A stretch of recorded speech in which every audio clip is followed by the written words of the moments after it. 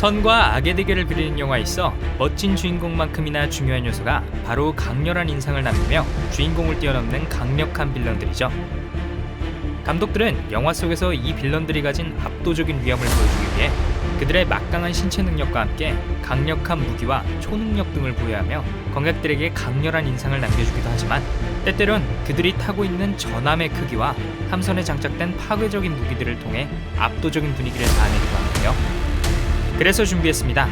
오늘은 SF 영화 속 빌런들이 타고 다니는 거대 우주전함 베스트 5에 대해 알아봅니다.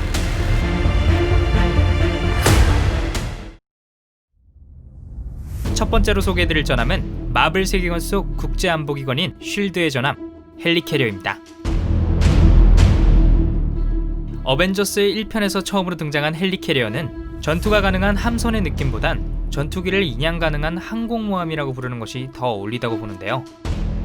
영화가 진행됨에 따라 등장에서 보여준 웅장함과는 다르게 호크아이의 활 한 발만으로도 함선 전체가 위험해질 위기를 겪는 등 다소 떨어지는 내구성을 가지고 있고요. 무기마저 장착돼 있지 않아 적의 등장에도 포격조차 할 수 없는 이완성형이라고 할 수 있습니다.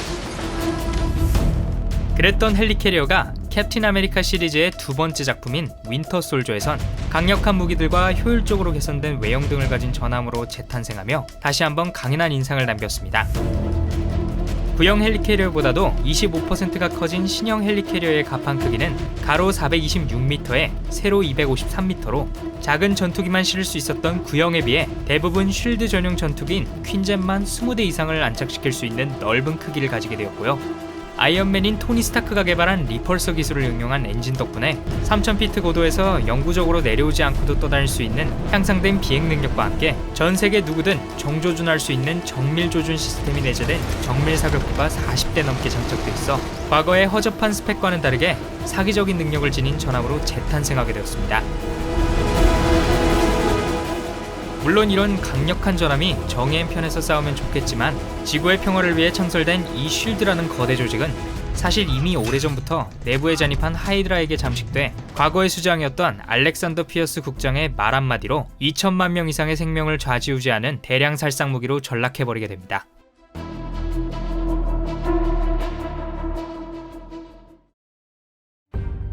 드라마로 시작해 70년대 후반 스타워즈 시리즈와의 양대 산맥을 이뤘던 영화가 있죠. 바로 스타트렉 시리즈인데요.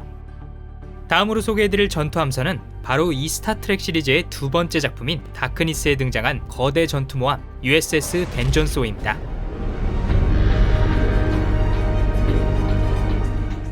스타트렉을 대표하는 탐사선인 엔터프라이즈-O를 기준으로 볼 때 643m에 해당하는 엔터프라이즈-O보다도 2배 이상 큰 1450m라는 길이를 자랑하고요. 함교 자체의 크기만 해도 일반 탐사선에 비해 약 4배 이상의 크기가 차이나는 드리프트급의 전투함선입니다.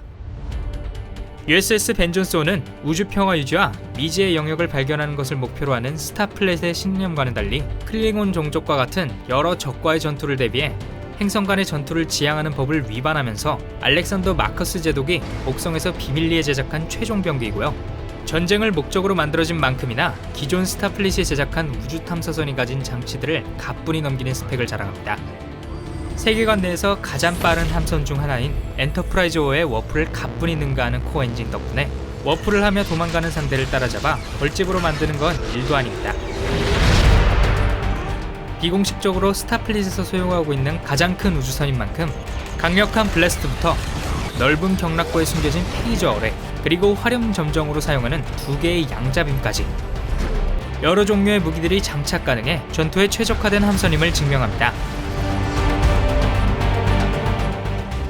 또한 스타플릿에 보편적인 탐사선이 출항하기 위해서 수십 명의 선원이 필요했던 것에 비해 벤전소는 1명 이상의 소수 인원의 배치만으로도 작동이 가능하다는 큰 장점을 가지고 있지만 생체 등록과 같은 특정인만이 조종할 수 있는 것이 아니기에 양날의 검이라고 불리는 무시무시한 기체로 알려져 있습니다. Seems apt to return you to your crew.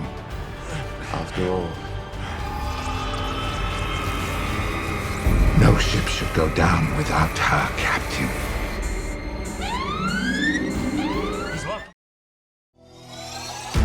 세 번째 전함은 1996년 지구를 쑥대밭으로 만들고 간 지 20년이 지난 2016년 우주기지를 부수고 홍콩을 송두리째 뒤집으며 세계의 멸망을 예고했던 전함 인디펜던스 데이 속 전례 없는 재앙 하비스트 마더십입니다. 이 거대한 전함은 1996년 지구를 멸망 직전까지 몰았던 시티 디스트로이의 모선으로 직경 5,000m 이상의 선체로 지구의 반 이상을 덮을 수 있는 말 그대로 어마어마한 크기를 자랑하는데요. 1편에 등장했던 시티 디스트로이어가 지구인들의 삶을 파괴하러 왔다면 이 하비스트 마더십은 지구라는 행성 자체를 파괴하기 위해 등장한 재앙 그 자체라고 할 수 있습니다. 하비스트라는 뜻의 수학기라는 말처럼 모선 내에는 여왕을 중심으로 외계의 농업과 사회체제, 군사 시스템 등 하나의 문명으로서 자리 잡은 모습을 보여주고요. 자신들의 생존을 위해 다른 행성에 핵을 추출한 뒤 자신들의 식물을 재배하고 이들의 기술을 발전을 위한 에너지원으로서 사용하는 우주의 포식자들이었습니다. 이 외계 종족들에게 있어 이 모선의 중요도만큼이나 이 모선이 가진 파괴력은 상상을 뛰어넘는데요. 중력을 교란시키는 빔을 스위치 누르듯이 쓰는 건 양반이고요. 다가오는 전투함을 레이저포로 포격해 전멸시키는 건 물론이고 자신들의 기술을 가져다 만든 최첨단 하이브리드 전투기 H8과 여러 무기들을 종이 조각처럼 만드는 쉴드까지. 과거의 시티 디스트로이의 모선을 컴퓨터 바이러스를 이용해 퇴치한 것에 비해 이번엔 외계 기술을 이용한 하이브리드를 통해 그나마 승리하긴 했지만 이 기술마저 없는 지구에 침공했다면 과연 어떤 일이 벌어졌을까요?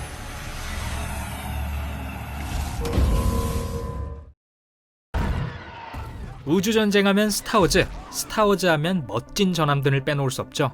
스타워즈의 전함에 있어 데스스타와 팔코노 이외에도 또 하나의 가장 유명한 함선이 있습니다. 바로 네 번째로 소개해드릴 공화국의 주력함 스타 디스트로이어인데요.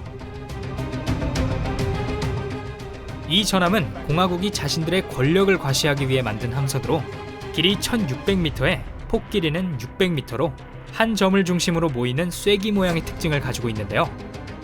다른 전투함선에 비해 후방의 적에게 많은 공격을 퍼부을 수 없어 효율적이지 못한 외형을 가지고 있긴 하지만 빠른 워프로 등장 후 적을 압도해버리는 크기와 뾰족한 외형 자체만으로도 마주하고 있는 전함을 꿰뚫어버릴 위협을 주고요.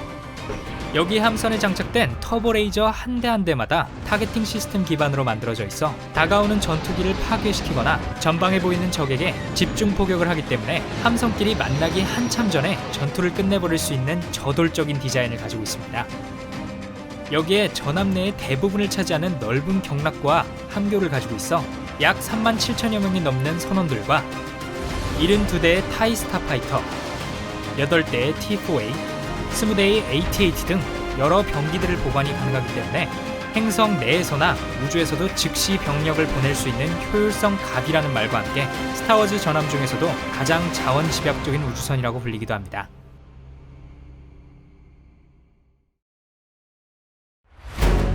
영화 가디언즈 오브 갤럭시의 빌런 로난의 전함 다크 에스터 한 대만으로 잔다르 행성의 노바콥스의 함대가 전멸하고 도시의 반이 날아가 버렸다면 MCU에는 이를 능가하며 행성 파괴는 기본인 또 하나의 강력한 우주전함이 있죠. 바로 엔드게임 속 어벤져스 본부를 붕괴시킨 장본인이자 마지막으로 소개해드릴 전함인 타노스의 전함 센츄어리 2입니다.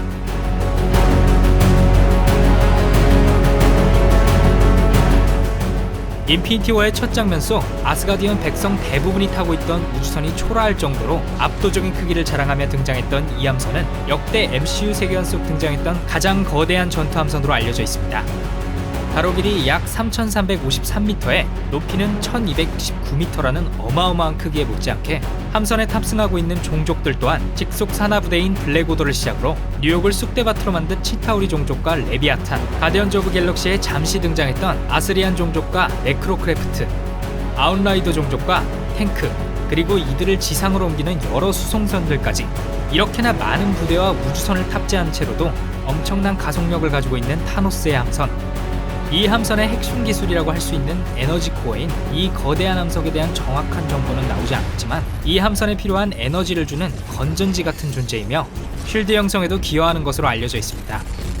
이 때문에 우주선 내에 장착된 광범위한 정보 수집 센서가 작동되며 특별한 명령이 없는 한 주위의 적으로 인식한 가장 강력한 적을 먼저 제거하는 형식을 갖추고 있어 전투에서 많은 병력이 없어도 쉽게 우위를 차지할 수 있는 전략을 내세우는 전함입니다. Riley, what are they firing at? Something just entered the upper atmosphere.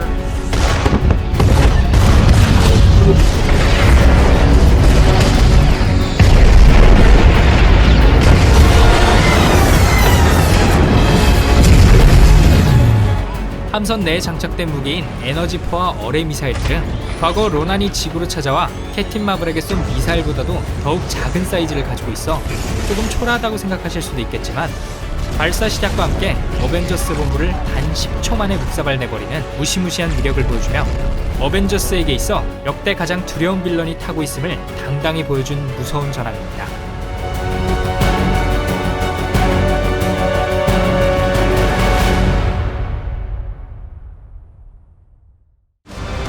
한 명의 전사, 하나의 국가, 한 개의 행성, 하나의 은하 전체를 위협하며 공포와 절망감까지 선사한 5대의 최강의 전투함선들. 각각의 영화에 등장한 영웅들이 지켜줘서 그나마 세계 평화를 이룩하긴 했지만, 이들 중 누구도 없는 지구에 만약 이 함선들이 침공한다면 지구의 운명은 과연 어떻게 될까요? 여러분들이 생각하시는 최강의 전함을 위에 투표 버튼과 함께 지구가 이들을 저지할 수 있는지 댓글을 통해 여러 의견 남겨주시면 감사하겠습니다. 지금까지 무비이즈였습니다.